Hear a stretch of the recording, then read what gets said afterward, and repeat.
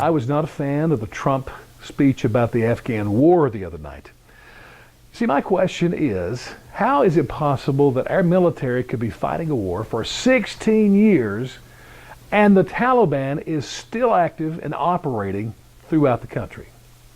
I don't get it. I mean, is it that their soldiers are just so highly trained and well equipped? Is it their advanced technology, or are their helicopters much better than ours? Oh, wait a second. They don't have any helicopters. What is going on? I mean, do we have fears that's holding us back? I know we have the fear that if we go on an aggressive offensive, there's going to be collateral damage. We have a fear there's going to be higher casualties among our own soldiers. And we have a fear about what our image will be to the rest of the world. What will they think of us? And honestly, those are legitimate fears. There may be more. If that is what's holding us back, get the hell out now. Why will we leave our soldiers there to be targets another second if those fears are the reason we can't go on the attack and win this war? Let me tell you, if I were advising Trump, what I would suggest. And I'm not a military guy, but it seems to make sense to me. Number one, they say there's 30,000 active soldiers fighting for the Taliban in Afghanistan. I'd have a goal, and I would announce it to everybody, that by the end of 2018, there's going to be 15,000, because we're going to kill and capture that many. A second goal would be one thing I loved from the Iraq War. Remember the deck of cards? All the leaders of the Ba'ath Party that were on that. Saddam Hussein was the ace of spades and down from there. And we'd see on the news, where one of these guys was killed or captured. Awesome. What great propaganda on top of it. We should do that with the Taliban. I mean, we know who these guys are. You can go online, see their names, their pictures, go to their Facebook page, see what they do for fun. I mean, it's all there. Put their information on a deck of cards all the way through and then say to the military, hey, there's 52 cards, so let's get rid of these guys. One per week, let's say. How about that for a go? And then if you look at a map of Afghanistan, it will show you the areas of Afghanistan that's under the control of the Taliban. Again, I don't know how this is possible.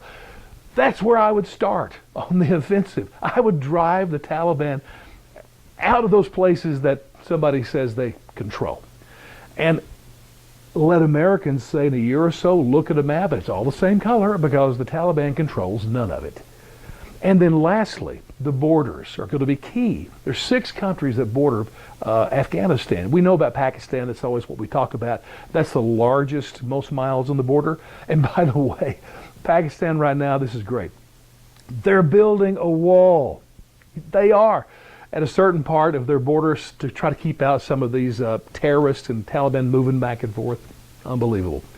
But you also have China and Iran, which I don't think are much of a threat there because I don't think any of these terrorists are going to run to China. And then Iran's a problem because the Taliban is Sunni Muslim, and of course Iran is the largest, most powerful Shia Muslim. They don't get along, so I don't think there's going to be an issue there. But then you have the triplet stands, as I call them, 3 other lesser countries, all Sunni Muslim. You have Turkmenistan, Uzbekistan, and Tajikistan, my personal favorite. We need to do deals. We have the negotiator-in-chief as president. Get busy doing some deals with these countries. Give them money. Do commerce with them. Anything so that they respond appropriately when these Taliban soldiers cross the borders. And then final stage of my strategy plan goal would be to the Afghan army. Hopefully all this is done by, say, the end of 2018.